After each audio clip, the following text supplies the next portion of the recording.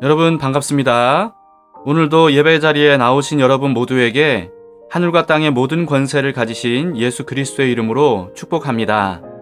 선하신 하나님, 우리를 사랑하시는 하나님께서 우리를 가장 좋은 길로 인도하시고 오늘도 신실하게 우리와 함께 하시리라 믿습니다. 함께 기도하심으로써 오늘 예배를 하나님께 올려드리겠습니다. 좋으신 하나님 아버지, 오늘도 주님 앞에 나와서 하루의 삶을 주님께 예배로 드립니다. 기쁘게 받아주시고 하나님의 다스리심을 받는 하루가 될 수 있도록 도와주시옵소서. 예수님 이름으로 기도합니다. 아멘. 네, 우리 함께 찬양하시겠습니다. 예수 예수 거룩한. 우리의 예수님이 어떤 분인지를 생각하면서 함께 찬양하시겠습니다.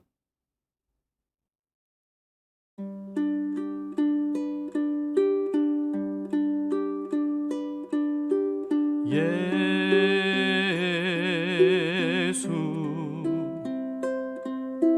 예수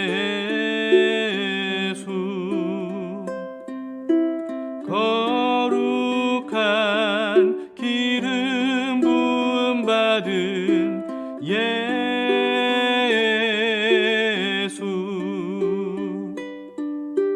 예수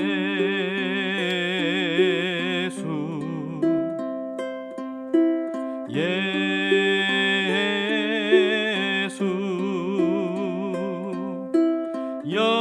영원히 높임 받으실 예수 주 이름 내 입술에 꿀 같고 주 성령 내 영혼을 적시네 주 말씀 내 길에 빛과 같네 예수 주님을 사랑해요 예수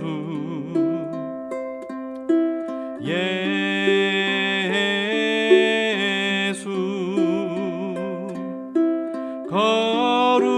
거룩한 기름 부음 받은 예수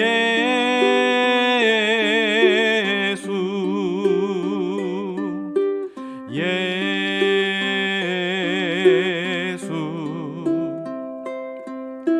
예수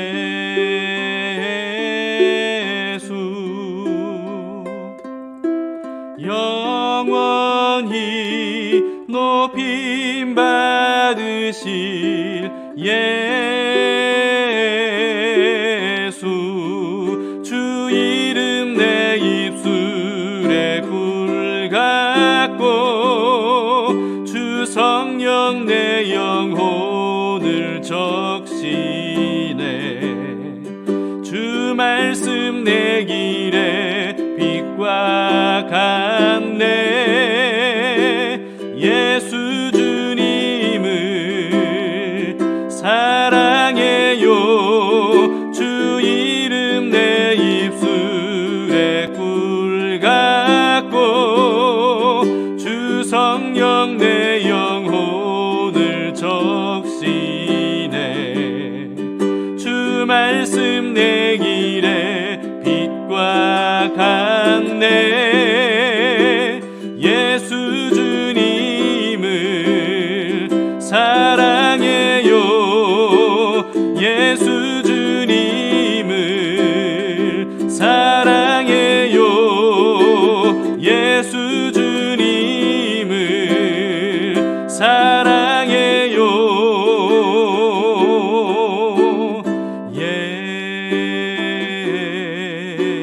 예수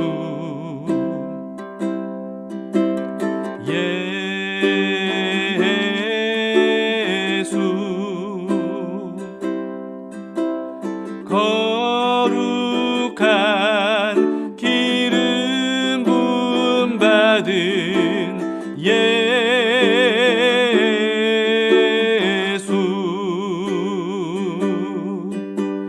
예수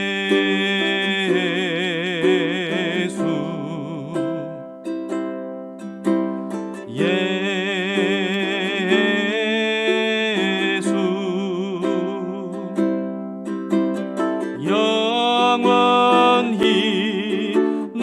부름 받으실 예수.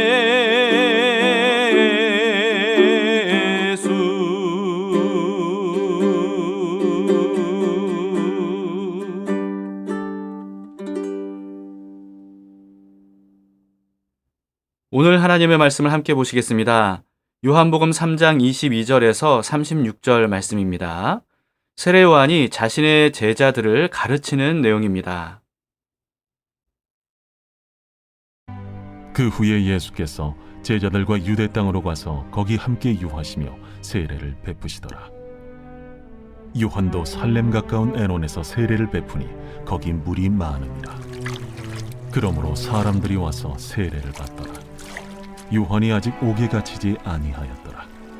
이에 요한의 제자 중에서 한 유대인과 더불어 정결 예식에 대하여 변론이 되었더니 그들이 요한에게 가서 이르되, 랍비여, 선생님과 함께 요단강 저편에 있더니 곧 선생님이 증언하시던 이가 세례를 베풀매 사람이 다 그에게로 가더이다. 만일 하늘에서 주신 바 아니면 사람이 아무것도 받을 수 없느니라. 내가 말한 바 나는 그리스도가 아니요 그의 앞에 보내심을 받은 자라고 한 것을 증언할 자는 너희니라. 신부를 취하는 자는 신랑이나 서서 신랑의 음성을 듣는 친구가 크게 기뻐하나니 나는 이러한 기쁨으로 충만하였노라. 그는 흥하여야 하겠고 나는 쇠하여야 하리라. 위로부터 오시는 이는 만물 위에 계시고 땅에서 난 이는 땅에 속하여 땅에 속한 것을 말하느니라. 하늘로부터 오시는 이는 만물 위에 계시나니 그가 친히 보고 들은 것을 증언하되 그의 증언을 받는 자가 없도다. 그의 증언을 받는 자는 하나님이 참되시다는 것을 인쳤느니라. 하나님이 보내신 이는 하나님의 말씀을 하나니 이는 하나님이 성령을 한량없이 주심이니라. 아버지께서 아들을 사랑하사 만물을 다 그의 손에 주셨으니 아들을 믿는 자에게는 영생이 있고 아들에게 순종하지 아니하는 자는 영생을 보지 못하고 도리어 하나님의 진노가 그 위에 머물러 있느니라.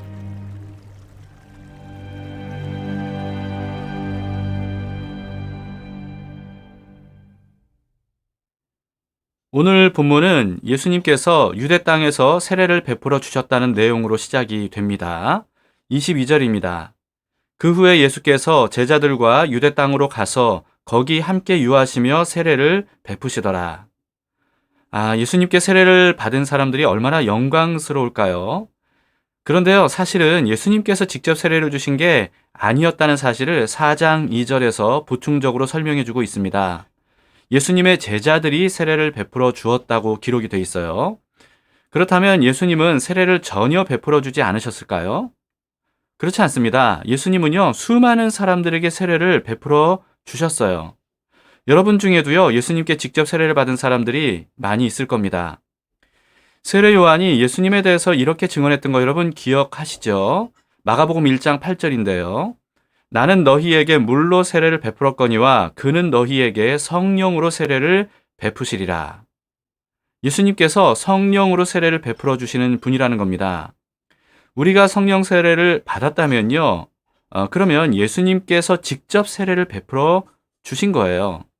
성령 세례는 사람이 줄 수 있는 게 아니고요, 오직 예수님만 주실 수 있는 겁니다. 목사가 성도의 머리에 안수를 하면서 기도해 줬을 때 그때 성령님께서 임하실 수 있죠. 그런데 그렇다고 해서 목사가 성령 세례를 준 건 아닙니다. 성령님은 하나님이시기 때문에 목사에 의해 좌우되는 분이 아니에요. 오직 예수님만이 성령 세례를 주실 수 있는 분이죠. 우리가 예수 그리스도의 이름으로 기도를 했기 때문에, 그렇기 때문에 예수님께서 그 기도에 응답해 주셔서 성령 세례를 주신 것이라고 우리가 볼 수 있는 겁니다. 그러므로 성령 세례를 받은 모든 사람들은요, 사실 예수님께서 한 사람 한 사람 직접 세례를 베풀어 주시는 그런 영광스러운 은혜를 받은 사람들이라고 볼 수 있습니다. 우리 모두가 바로 그런 사람들이죠. 그렇다면 성령 세례를 받기 원하는 사람은요, 그러면 어떻게 하면 성령 세례를 받을 수 있을까요? 예수님께로 가서 구하면 되는 겁니다. 그러면 예수님께서 성령 세례를 받을 수 있도록 먼저 우리의 죄를 십자가의 보혈로 깨끗이 씻어줄 것이고요.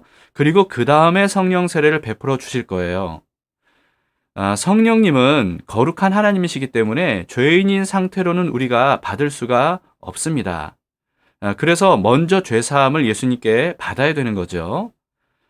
그러므로 여러분 주저하지 말고 예수님께로 가서 먼저 죄사함을 받고 그리고 성령 세례를 받으시기를 바랍니다. 물 세례를 받은 것만으로는 안 되고요. 반드시 성령 세례를 받아야 됩니다. 예수님께서 니고데모에게 하셨던 말씀 여러분 기억하시죠? 사람이 영으로 거듭나는 것. 여러분 이것은 성령님께서 하시는 일이라는 겁니다. 그래서 성령 세례를 받지 않으면 거듭날 수가 없는 거예요. 성령의 은사 또는 성령 충만, 여러분 이걸 말하는 게 아닙니다.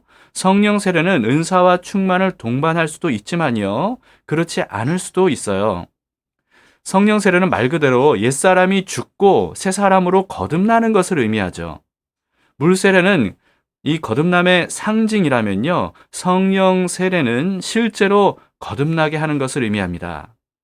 존재의 근본적인 변화를 의미하는 것이지 어떤 신비로운 체험이나 또 능력을 얻는 것, 이것과는 별개예요. 당연히 영적 체험이나 어떤 능력보다 성령 세례가 훨씬 더 중요하다는 사실을 우리는 잊지 말아야 됩니다.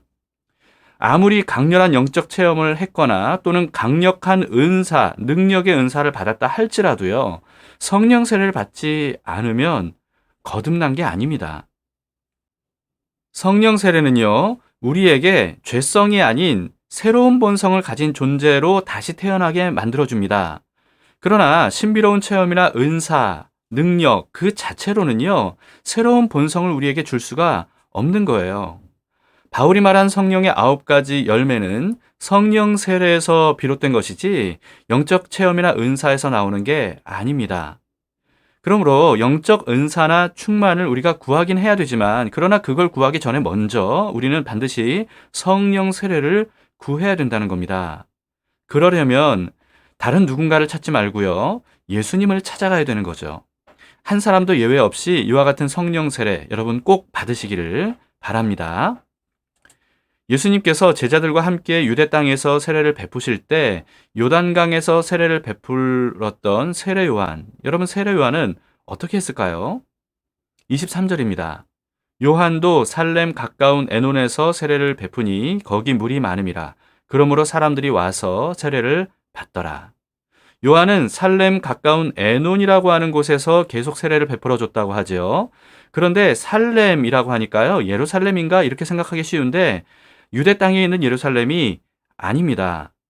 지도를 보니까요. 살렘 가까운 에논이라고 하는 곳이 어디에 있냐면 사마리아 지역에 있더라고요. 그러니까 예루살렘보다 훨씬 위쪽에 위치한 곳이죠. 그런데 왜 세례 요한이 그 먼 곳까지 이동을 했겠습니까? 예수님이 주인공이 되시도록 자신의 자리를 내어드린 거 아니겠습니까?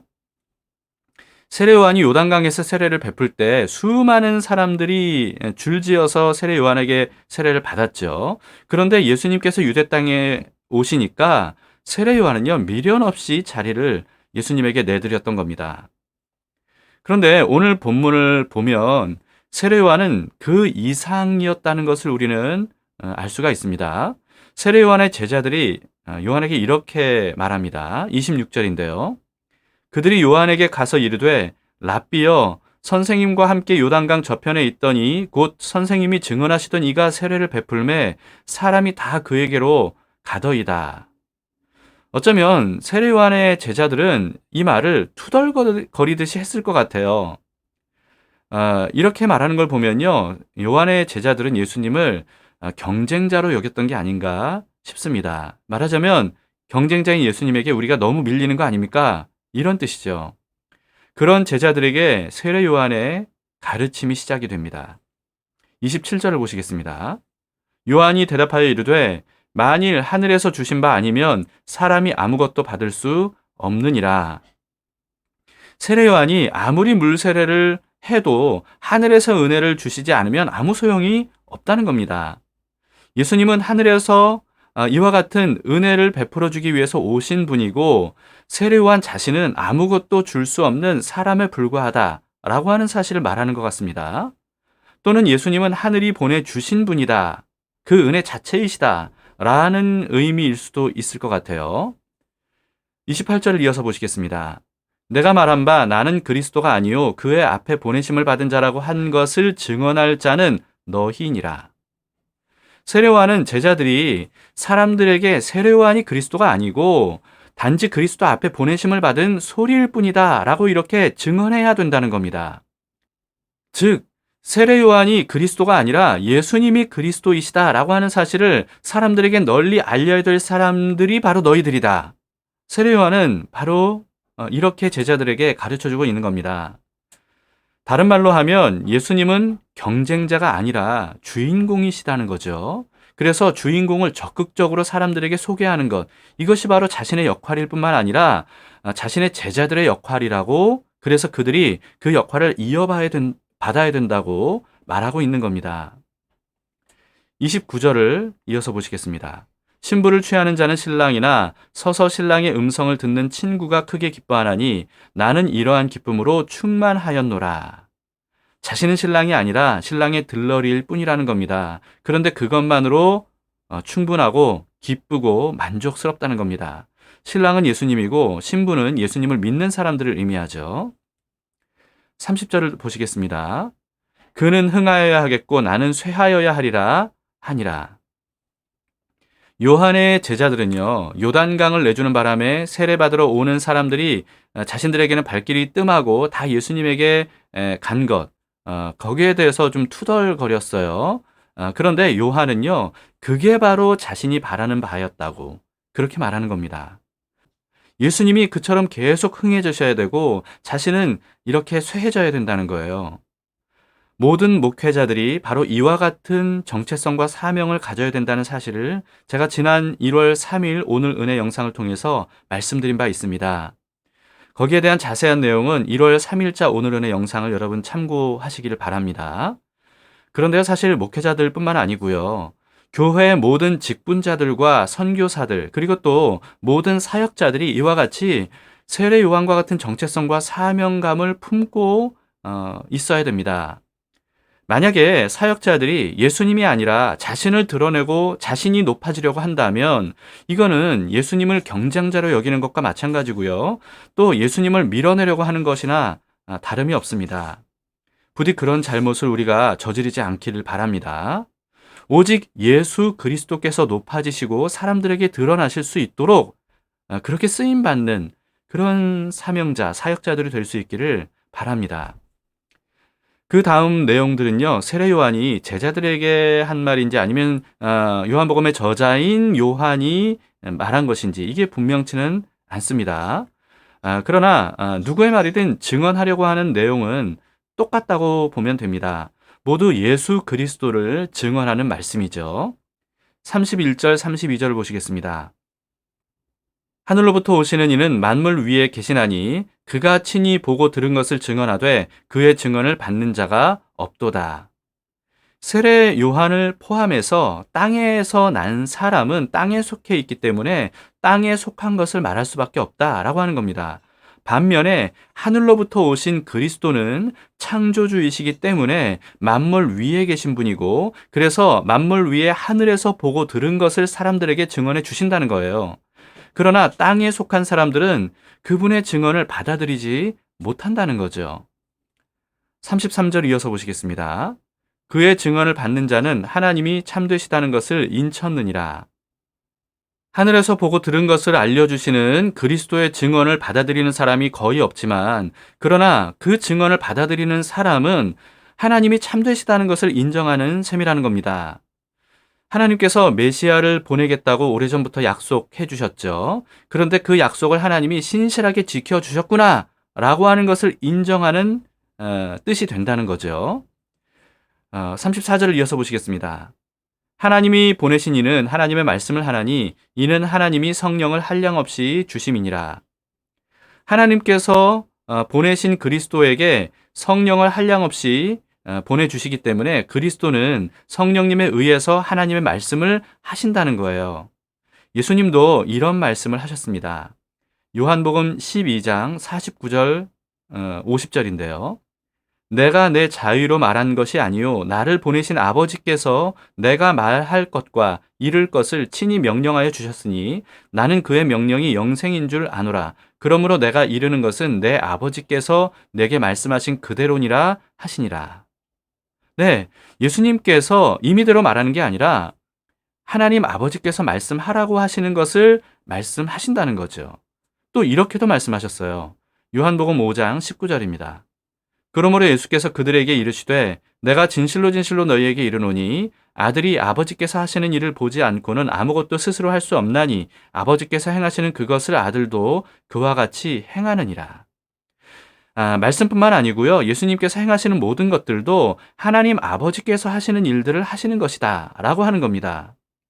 그러므로 그리스도께서 하시는 모든 말씀과 모든 행하시는 일들, 이 모든 것들은 하나님 아버지께로부터 온 것이다 라고 말씀하신 겁니다.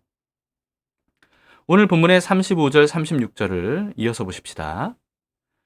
아버지께서 아들을 사랑하사 만물을 다 그의 손에 주셨으니 아들을 믿는 자에게는 영생이 있고 아들에게 순종하지 아니하는 자는 영생을 보지 못하고 도리어 하나님의 진노가 그 위에 머물러 있느니라. 하나님의 아들이신 그리스도에게 만물의 주권이 있기 때문에 그리스도를 믿는 자에게 그리스도께서 그 주권으로 영생을 주실 수 있다라고 하는 겁니다. 그러나 그리스도에게 순종하지 않는 사람은 영생을 얻지 못하기 때문에 심판을 받을 수밖에 없다라고 이어서 말씀하고 있는 겁니다. 여러분, 이 말씀을 통해서 우리는 그리스도를 믿는 것과 또 순종하는 것, 이게 동격이라는 것을 알 수가 있지 않습니까? 결론적으로 그리스도를 믿는 것은 그리스도에게 순종하는 것이고요. 또 그리스도에게 순종하는 것은 바로 하나님 아버지께 순종하는 것이라고 볼 수 있습니다. 그런 사람이 하나님 나라에 들어갈 수 있고 하나님 나라에서 영원히 살 수가 있는 겁니다. 그리스도를 믿는다고 하면서도 그리스도에게 순종하지 않는 사람은요, 하나님 아버지께 순종하지 않는 것이나 마찬가지이기 때문에 하나님 나라에 들어갈 수가 없는 겁니다.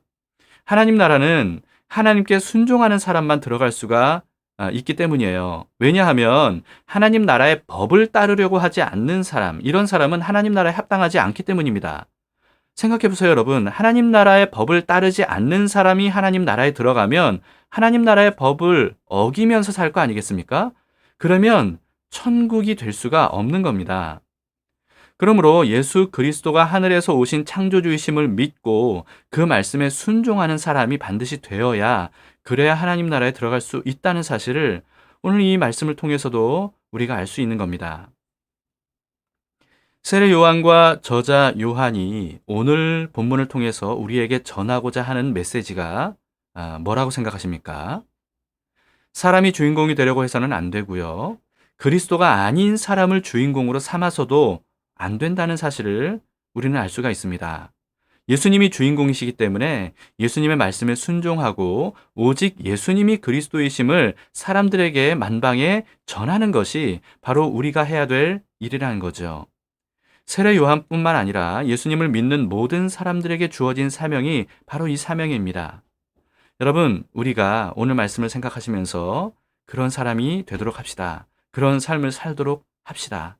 우리의 구주이신 예수 그리스도, 그분의 말씀에 순종하고 또 그분이 바로 그리스도이심을 사람들에게 증거하면서 그분이 흥하시도록, 필요하다면 우리가 쇠하는 한이 있어도 그분이 만방에 드러나시도록 그런 삶을 살아가는 우리가 될 수 있기를 바랍니다. 함께 기도하시겠습니다. 하나님 아버지, 오늘 말씀처럼 세례요한 같이 우리가 그런 마음으로 주님을 바라보고 또 사람들을 대하기를 원합니다. 우리가 예수님을 경쟁자로 여기고 예수님의 자리를 차지하려고 하는 교만한 마음을 품지 않도록 주님, 우리를 늘 깨워 주시옵소서.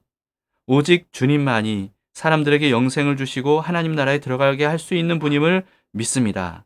주님, 그와 같은 예수님을 사람들에게 증거하는 것만으로 우리가 영광스럽게 여기고 또 기뻐할 줄 아는 세례요한의 마음을 우리가 품기를 원합니다. 주님, 그런 사람으로 우리가 살아갈 수 있도록 인도해 주시고 말씀에 순종하며 또 사람들에게 그리스도를 증거하는 가치 있는 삶을 살아갈 수 있도록 우리를 인도해 주시옵소서. 예수님 이름으로 기도합니다. 아멘. 네, 여러분 오늘 말씀을 생각하시면서 기도하심으로써 오늘 하루를 주님께 드리시기를 바랍니다. 신실하신 하나님께서 우리의 마음과 생각을 지켜주시고 우리의 삶을 가장 선한 길로 인도해 주시리라 믿습니다. 임마누엘 예수님께서 오늘도 우리와 함께 하십니다.